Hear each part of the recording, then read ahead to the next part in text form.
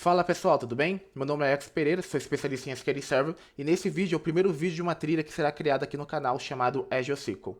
Basicamente, essa trilha vai abordar assuntos sobre Cloud Computing focado no Azure, que é a cloud da Microsoft. Obviamente, nós iremos falar sobre diversos assuntos, configurações, disponibilidade, camadas de serviço dentro da cloud da Microsoft, que é o Azure, como o Azure SQL Database, que é mais voltado para microserviço, Managed Instance, SQL Server instalado em máquinas virtuais, por mais que estaremos focando nessa camada de IaaS, né, que nós vamos abordar um pouco mais adiante, focado para Azure, é o mesmo conceito abordado em outras clouds como a AWS e Google, tá? Antes de mais nada, esse vídeo vai ser focado sobre os modelos da cloud, né? Aqueles tão famosos modelos que todo mundo fala e no começo acaba sendo muito difícil. Essa imagem que vocês estão vendo na minha tela é uma imagem que não foi criada por mim, tá? Eu acabei pegando essa imagem, até mesmo para facilitar e ter uma recorrência dos vídeos, para não ter que criar esse material. Eu peguei de um site, então basicamente essa aqui é a URL do site, tá bom? Vou colocar na descrição desse vídeo também, caso queira acessar esse site. Mas nós iremos usar basicamente essa imagem aqui, principalmente para o vídeo de hoje, tá? Então o vídeo de hoje é sobre modelos da cloud. Antes de mais nada, até mesmo de falar sobre esses modelos da cloud, nós temos que entender o que é cloud, o que é nuvem. Muitas pessoas falam e talvez para algumas pessoas não está muito ciente. Primeira coisa, até mesmo parece ser um pouco engraçado, cloud, nuvem, não é algo, não é uma computação que está no céu, não é a computação que está na nuvem, tá? Até mesmo para quebrar um pouco o clima aqui. Basicamente, essa cloud é basicamente camadas de serviços que é possível acessar através da internet. Se a gente fosse simplificar muito, tá? Isso somente é possível através da virtualização. Para nós entendermos o que é cloud, é interessante talvez comentar o que é virtualização. Eu vou acessar meu Task Manager, tá? Aqui eu estou na configuração da minha máquina, meu servidor físico, né? Meu computador físico aqui que eu tenho um gabinete, um desktop, tá bom? Há muitos anos existe esse conceito de virtualização dentro dos sistemas operacionais, tá? Até uma configuração que é necessário habilitar ali na BIOS do seu computador, do seu servidor, que basicamente é essa configuração aqui, tá? Geralmente não vem habilitado, então é basicamente algumas opções lá que você habilita na BIOS e tudo bem, tá? Então, afinal, o que é essa virtualização? Então pensa o seguinte, o meu computador, que eu estou utilizando para gravar esse vídeo nesse momento, ele tem um sistema operacional Windows, tá? Ele é o Windows 10, se eu não me engano. Imagina um cenário. Então, imagine que eu queira tirar esse Windows 10 e instalar um Linux, um Ubuntu, por exemplo, a distribuição Ubuntu. Geralmente, o mais habitual, principalmente no passado, até mesmo hoje em dia, seria formatar o meu computador, apagar tudo e instalar o Ubuntu, tá? Mas que pense que eu não queira desfazer do meu sistema operacional Windows, que eu tenho muita coisa importante. Tudo bem, vou comprar um computador novo, comprar um notebook. Seria uma solução. Mas só que com a virtualização acaba sendo muito mais fácil, tá? Porque a virtualização ela permite a gente criar um computador dentro do nosso computador, tá? De forma muito básica. Então pensa o seguinte, eu tenho o meu computador ou um servidor, então tente pensar que toda vez que eu falar computador é um barra servidor, independente da configuração. E dentro desse computador eu tenho um sistema Windows aqui na minha camada, e esse meu sistema operacional, esse meu computador, ele tem, por exemplo, 16 processadores e 32 GB de RAM, tá? E eu quero criar ali instalar o sistema operacional Linux. O que eu posso fazer? Através da virtualização, com softwares, por exemplo, Hyper-V, que é da Microsoft, se eu não me engano, por exemplo, o VirtualBox, que é da Oracle, ou até mesmo o VMware, ele possibilita a gente criar uma máquina dentro da nossa máquina.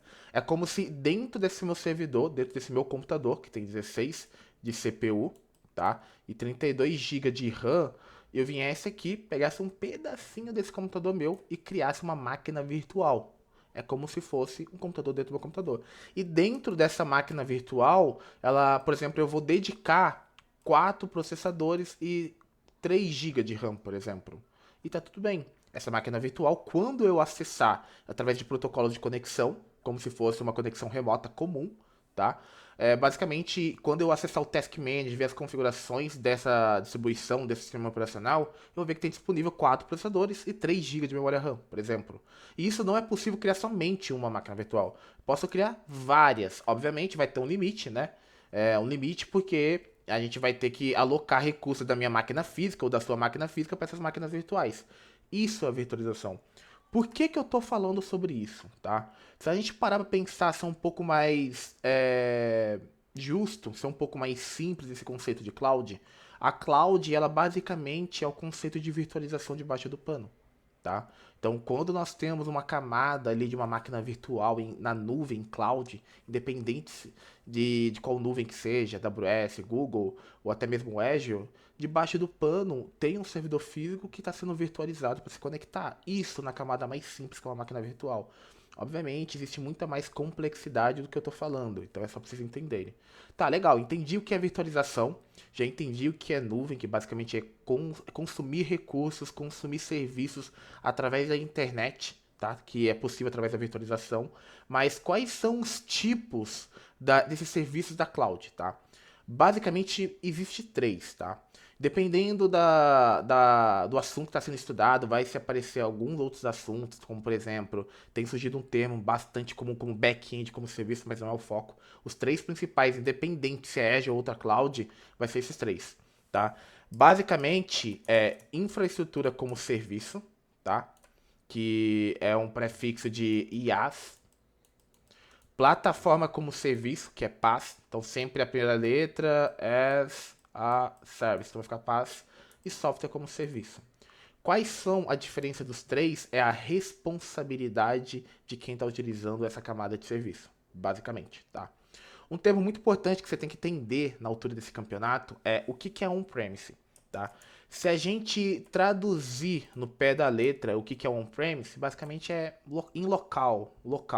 Então tente pensar que quando a gente fala que uma empresa tem um data center on-premise, é como se fosse a empresa tivesse uma área dentro da empresa, ou várias áreas, ou data center separado geograficamente, e lá de fato tivesse ali servidores físicos, máquinas físicas, que é para poder fornecer a camada ali de virtualização, a camada de utilização ali da empresa, como banco de dados, aplicações e etc, tá bom?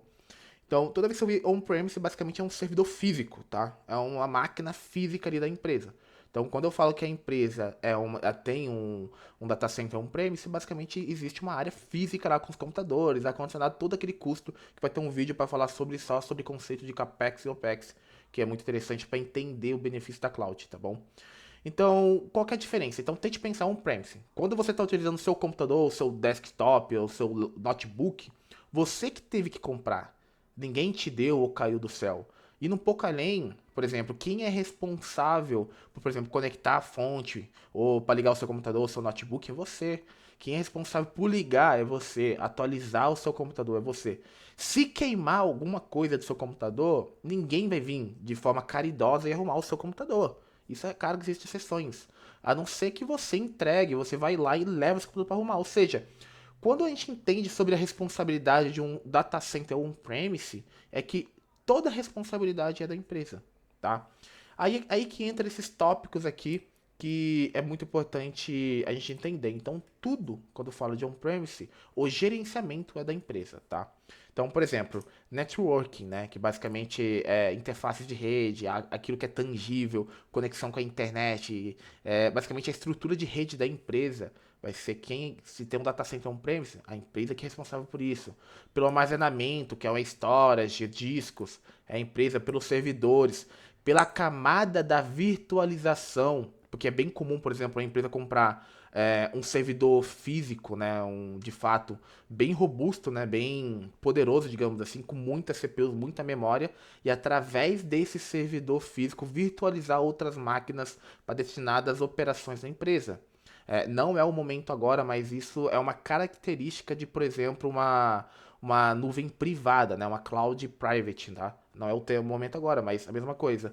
Então, a virtualização, por exemplo, o sistema operacional que vai estar dentro desse servidor, quem escolhe é a empresa, se vai ser Windows, se vai ser Linux, qual é a distribuição do Linux, a empresa que cuida, a comunicação entre os softwares que acontece ali, os intermediadores entre as aplicações, é a empresa, o que executa naquele servidor, se é um servidor destinado para banco de dados, você vai ter um SGBD ali, ou por exemplo, vai ter um servidor destinado para o serviço da aplicação, é a empresa que toma conta.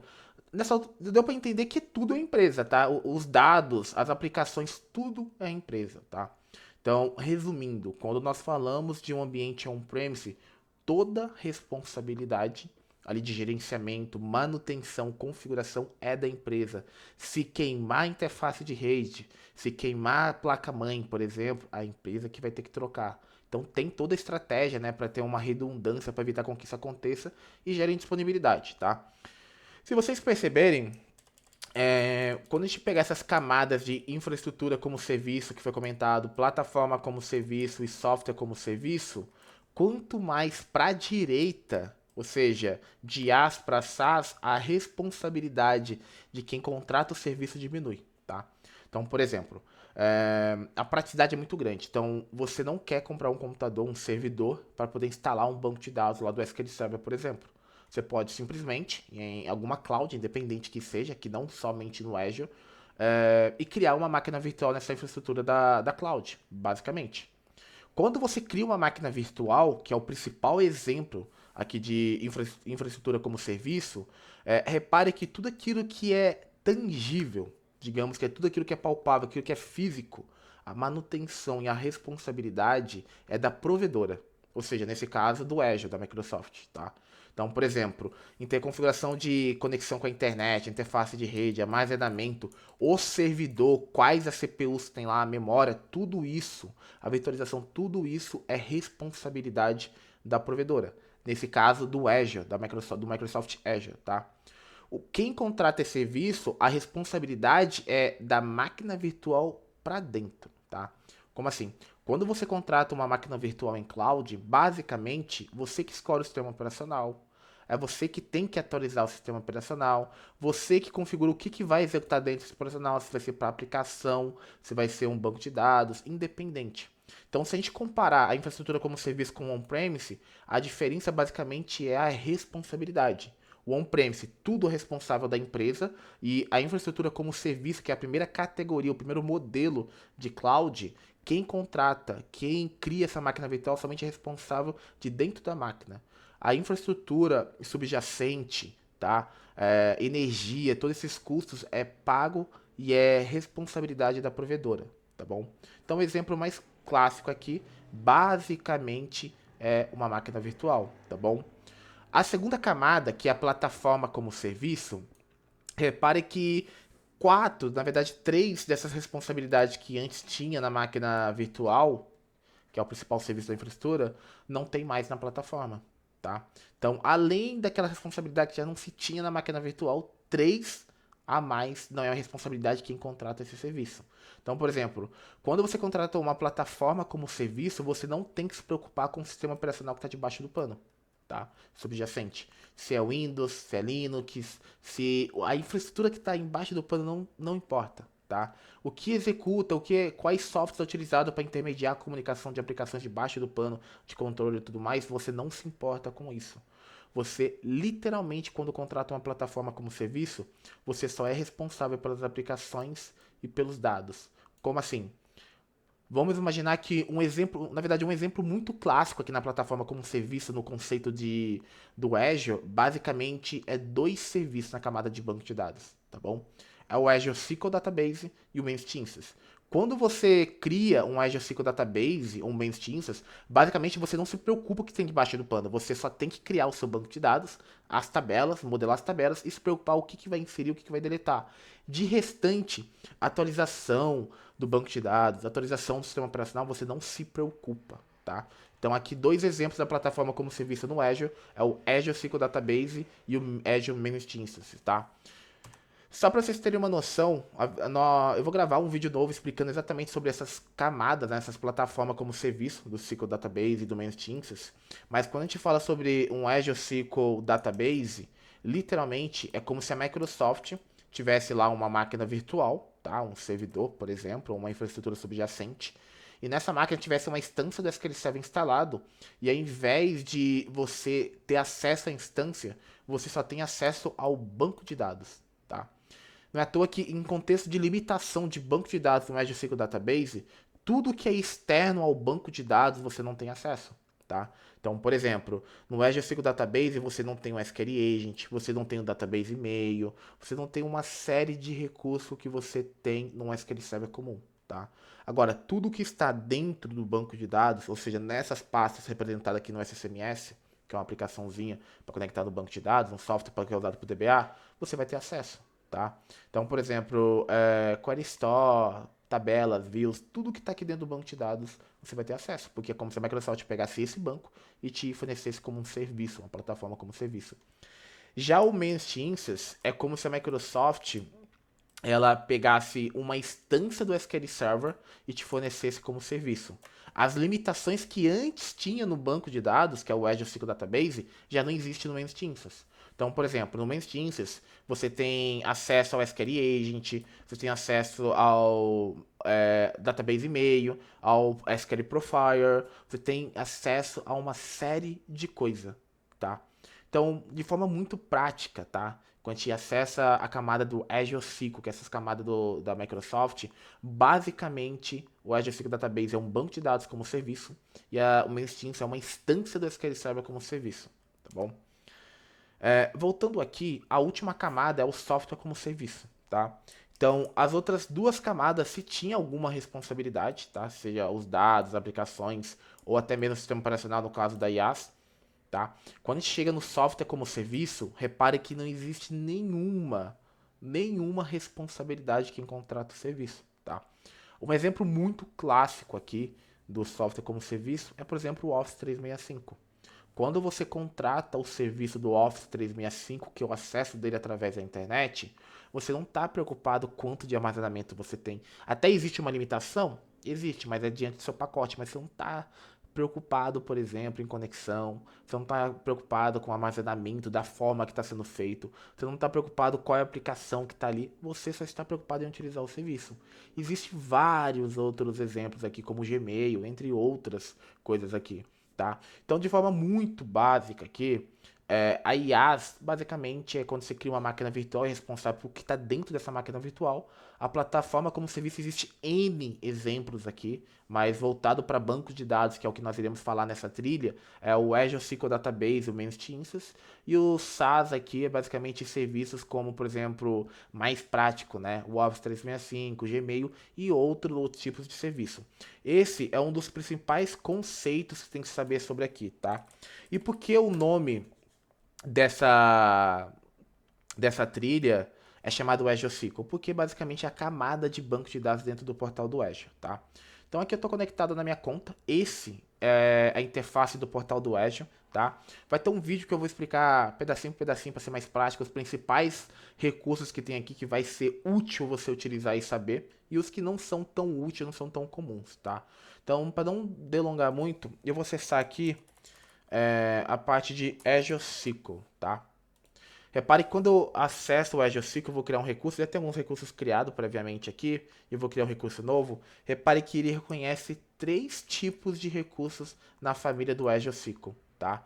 Basicamente é o Azure SQL Database, o Managed Instance e o SQL Server em máquinas virtuais. Esses dois serviços que eu já expliquei, basicamente é PaaS, tá bom? E esse aqui, obviamente, ele é uma IaaS, tá? Então é uma infraestrutura como serviço e esse aqui é uma plataforma como serviço, tá? Então quando nós falamos sobre família Azure SQL, a gente está falando dessas 3 opções dentro do Azure da Microsoft. Tá, pessoal? Espero que tenha entendido. Caso tenha alguma dúvida, caso tenha algum assunto específico que você queira que eu fale, compartilhar. Lembrando que a ideia é sempre ser o mais prático possível, o mais didático possível e sempre tentar criar o laboratório para poder deixar um pouco mais claro. Entre em contato, mande e-mail, entre pelo LinkedIn e aí eu tento gravar um vídeo novo específico para tirar essa dúvida de vocês. No restante, espero que tenha gostado. Abraços!